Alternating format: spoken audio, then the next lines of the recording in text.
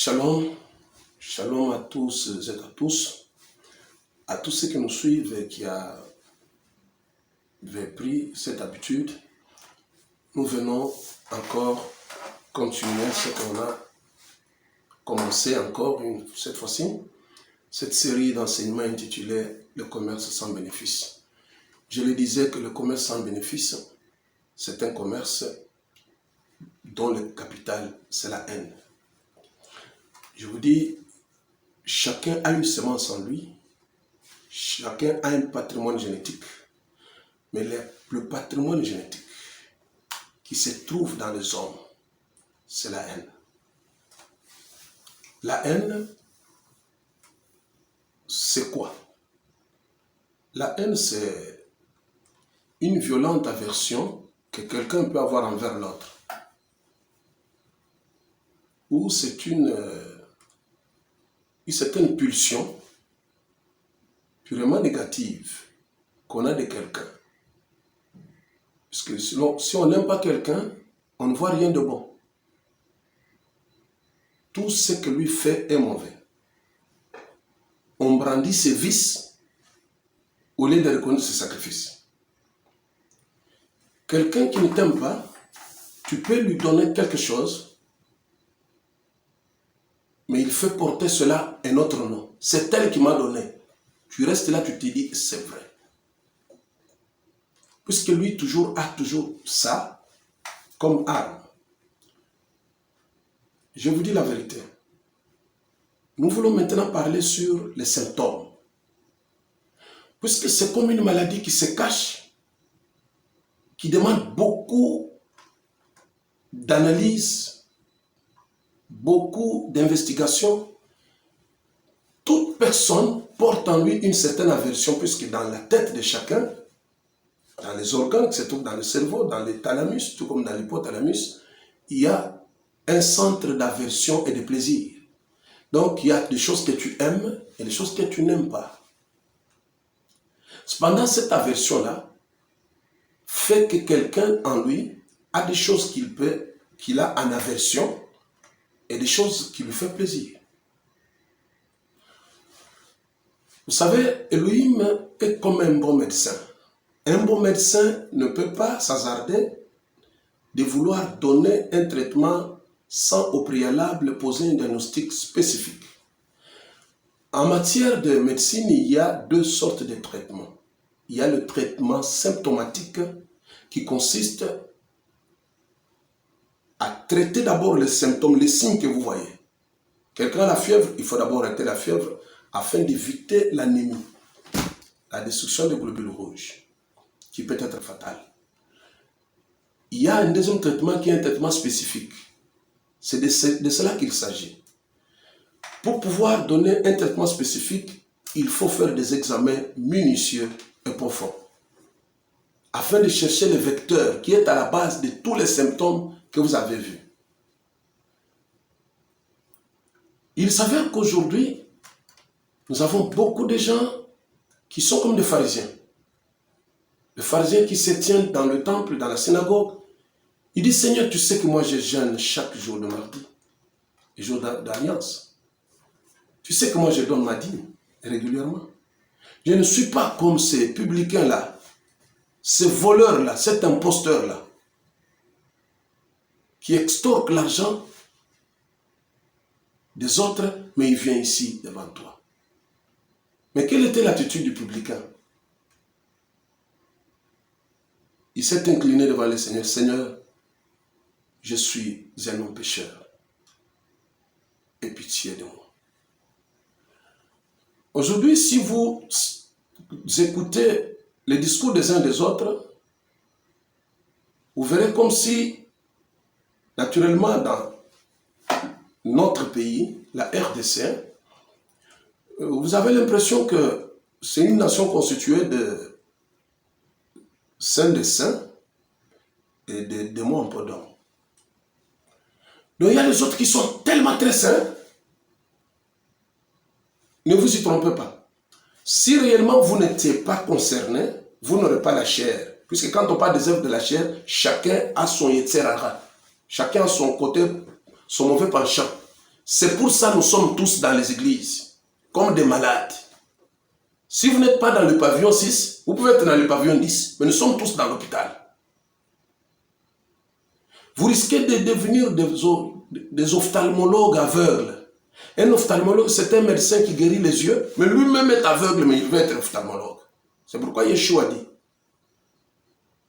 comment voyez-vous l'herbe qui se trouve dans l'œil de ton prochain, mais tu ne vois pas premièrement la poutre qui se trouve dans ton œil. La poutre est plus grande. Elle peut barrer même ta vue. Mais tu ne peux pas juger d'abord ça, mais tu vas juger. Faites attention, ceux qui croient être bons, ce sont souvent des hypocrites, qui gardent de mal et ils ne changent pas. Faites attention, ne vous retrouvez pas du mauvais chrétien de l'histoire et d'un côté de ceux qui croient être arrivés, avoir tout gagné. Alors, tous, nous avons cette maladie. Quand nous allons continuer avec le fil d'idées, vous comprendrez que chacun a sa portion de cette maladie. C'est pourquoi la haine, le premier symptôme, c'est dans les discours, le langage. Le verset 4e du chapitre de notre étude, Bereshit 37, Genèse 37, on dit, les enfants de Jacob, ils ne pouvaient jamais parler avec amitié à Yosef, leur frère. Parler avec amitié. Vous savez, l'amitié est plus forte. Un jour, Yeshua dit à ses disciples, après les avoir enseignés, c'est dans le chapitre 15e de Jean, il dit, je ne vous appellerai pas esclaves, mais vous êtes mes amis, puisque je vous ai enseigné tout ce que j'ai appris du Père. C'est-à-dire, avant que Yeshua ne soit enseignant, il était d'abord étudiant auprès du Père. Et ce qu'il a appris de son Père, il vient les enseigner à ses disciples. Donc, l'enseignement de loi et commandements fait quitter de quelqu'un de l'esclavage à l'amitié avec le Seigneur. C'est le roi Salomon qui dit que l'ami est plus que le frère. Et là, quoi qu'il soit leur frère, ayant le même patrimoine génétique, le même sang avec eux, mais il ne lui parlait pas avec amitié. Celui qui n'aime pas, vous sentez son discours, les discours, l'annonce qu'il dégage.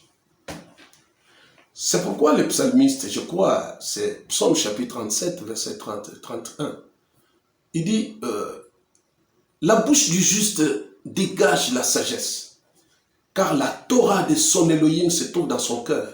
La loi de son Dieu se trouve dans son cœur. Il nous est demandé de pouvoir démanteler cette mauvaise nouvelle avant de pouvoir savourer la parole d'Elohim. Quand quelqu'un s'approche de la lumière, la première des choses, il trouve que la manière dont je parlais contre tel n'était pas bon. N'était pas bonne, s'il vous plaît. Le langage.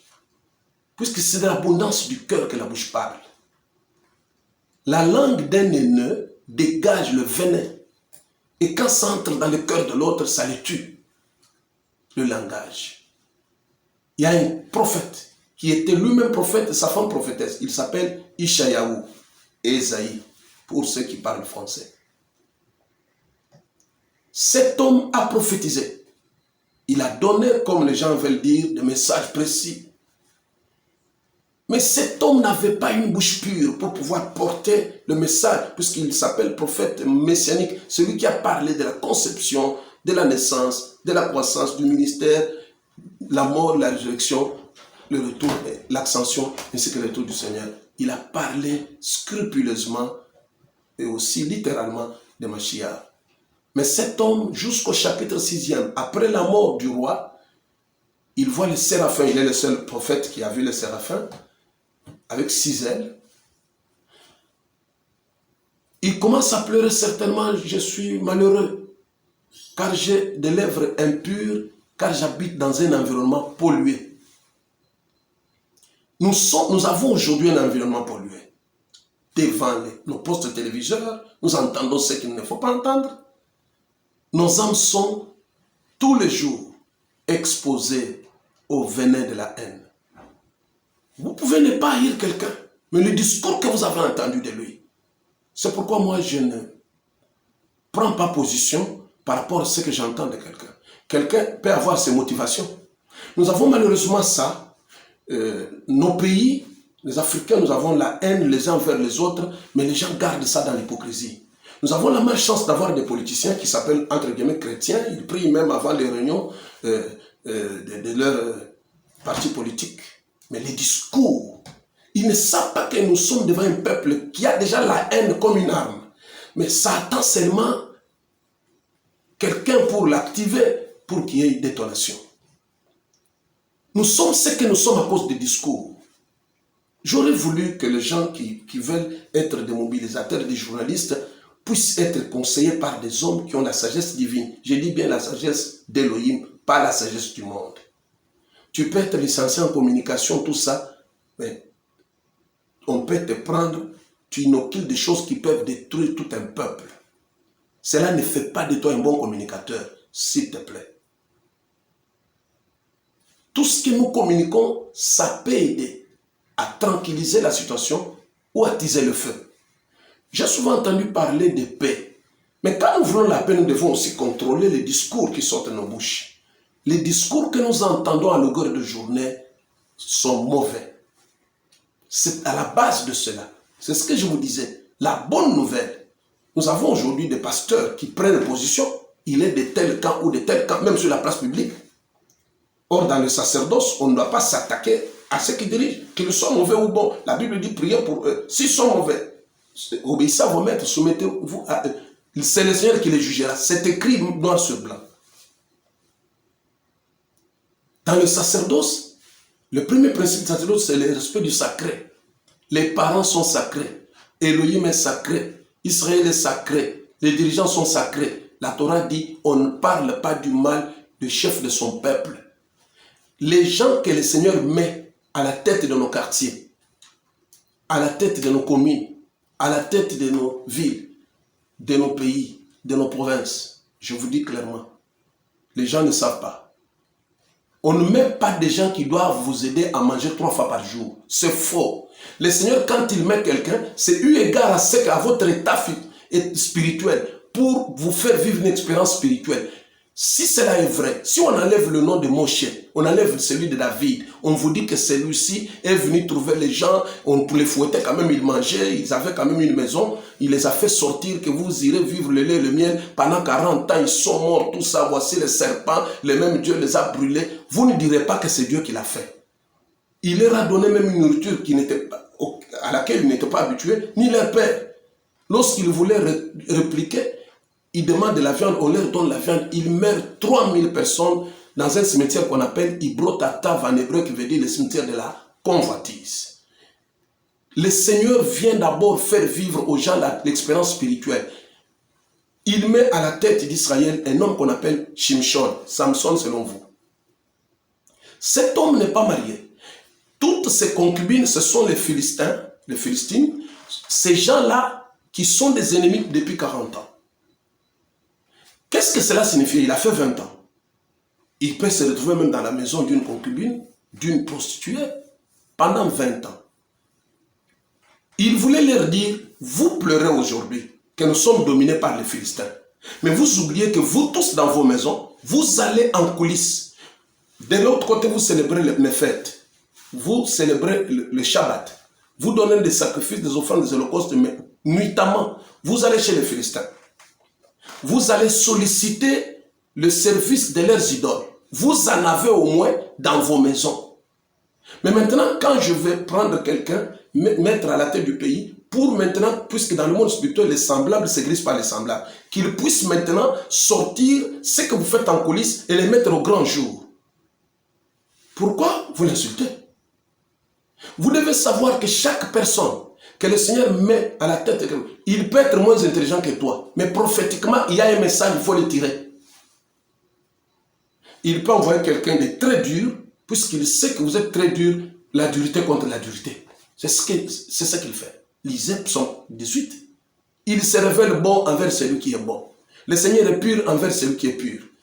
Envers l'incrédule, il se comporte selon son incrédulité. Le pervers, il se comporte selon sa perversité. C'est ça, les bases spirituelles, comment elles fonctionnent. Avant de pouvoir dire ceci et cela, surtout sur la place publique, il faut revoir. C'est pourquoi on se pose la question. Vous avez dit que vous êtes devenu croyant. Croyant avec quel message? Voyez-vous, on n'a pas démantelé la mauvaise nouvelle. On ne l'a pas démantelé. La haine. On ne lui parlait pas avec amitié. Dans la version Parole de vie, Parole de vie dit, ses frères étaient incapables de lui parler gentiment. Là, dans la bouche du haineux, d'un haineux ou une haineuse, il n'y a pas la gentillesse. Il n'y a pas de finesse. Il ne parle pas avec euphémisme. Il ne dégage pas l'amour dans ce qu'il dit. C'est pourquoi tu verras quelqu'un faire de bonnes choses, on ne les dit pas. Mais les mauvaises choses, on cherche même le pouce sur la tête du chaud. Bien aimé, la mauvaise nouvelle n'a pas été démantelée avec tout ce qui a été prêché. La mauvaise nouvelle est là. Elle est bel et bien là. Il faut la démanteler. Alors la bonne nouvelle, lorsqu'elle viendra, vous direz, comme on dit dans Psaume, sentez, goûtez, sentez que le Seigneur est bon. Vous sentirez véritablement que le Seigneur est bon et délicieux. Dans Psaume chapitre 109, verset 3, c'est le psalmiste qui dit, « Ils m'environnent d'un discours haineux. Ils me font la guerre sans cause. » Lorsqu'on a un mauvais discours, il y a les mauvais discours dans nos familles. Il y avait le mauvais discours dans nos écoles. Les enfants sont venus pour étudier. Mais vous verrez le professeur ouvrir une brèche, commencer à distiller ce qu'il ne faut pas distiller. J'ai vu sur les réseaux sociaux, quelqu'un publie en grand caractère, il dit « Je n'aime pas telle race ». L'autre dit, moi je n'aime pas telle province, je n'aime pas telle tribu. Un monsieur, j'ai vu, il semble qu'il est prédicateur, il lui dit, ah mon frère, pourquoi ça? Le Seigneur nous a créés tous de la même façon, quoique chacun ait son caractère. C'est ton frère. Il dit, non, moi je ne peux pas être un frère de ces bêtes ici. L'autre lui dit, non. Pourquoi tu lui dis ça? C'est son droit. Je me suis dit, ok. Ces gens, tous ces gens-là portent les noms bibliques. Ce sont des Gédéon, les autres sont des David, et les autres sont des Israël. Oh, bien-aimés, nous avons perdu l'essentiel. Nous avons perdu véritablement le principe actif. Ce n'est pas ça l'ADN d'Élohim. Ça non plus. Ça, c'est l'ADN du serpent.